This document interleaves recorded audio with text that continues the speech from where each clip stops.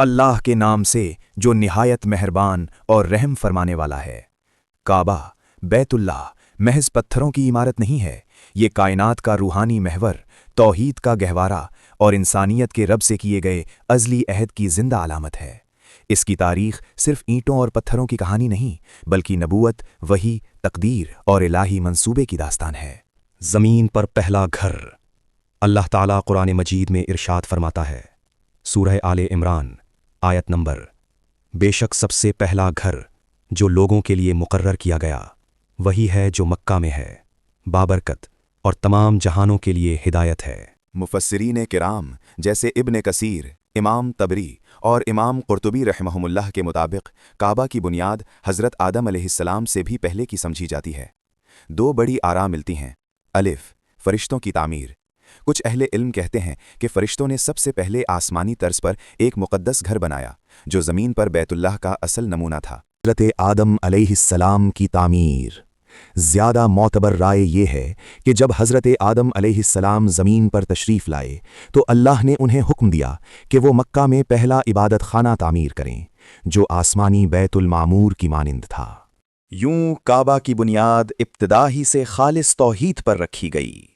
حضرت ابراہیم اور اسماعیل علیہ السلام کی تعمیر نو صدیوں بعد سیلابوں اور انسانی غفلت کے باعث اصل عمارت مٹ گئی۔ پھر تاریخ کا ایک عظیم الہی لمحہ آیا۔ اللہ نے حضرت ابراہیم علیہ السلام اور ان کے فرزند حضرت اسماعیل علیہ السلام کو حکم دیا کہ وہ کعبہ کو اس کی اصل بنیادوں پر دوبارہ تعمیر کریں۔ قرآن میں ان کی دعا نقل ہے، اے ہمارے رب، ہم سے یہ عمل قبول فرما، بے شک تو خوب سننے والا، خوب جاننے والا ہے۔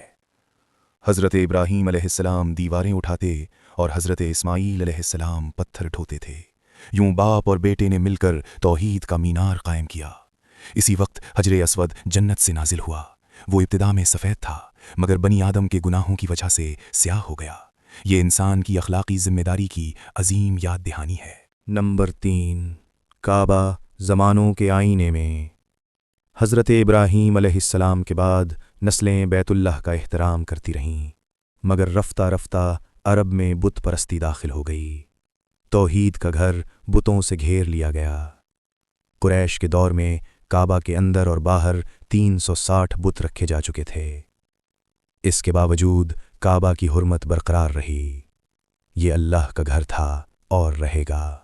4، حضور نبی کریم صلی اللہ علیہ وسلم اور کعبہ۔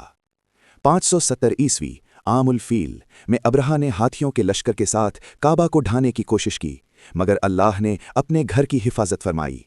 کیا تم نے نہیں دیکھا کہ تمہارے رب نے ہاتھی والوں کے ساتھ کیا کیا؟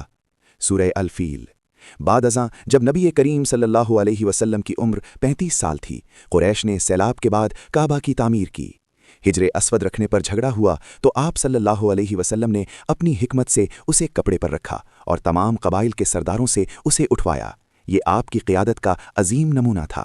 میں فتح مکہ کے موقع پر رسول اللہ صلی اللہ علیہ وسلم کعبہ میں داخل ہوئے، 630 بتوں کو توڑا اور اسے دوبارہ خالص اللہ کی عبادت کا مرکز بنا دیا۔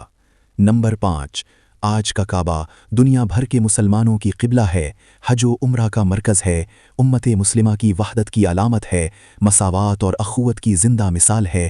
نہ کوئی بادشاہ اس کا مالک ہے، نہ کوئی طاقت، صرف اللہ کی ملکیت ہے۔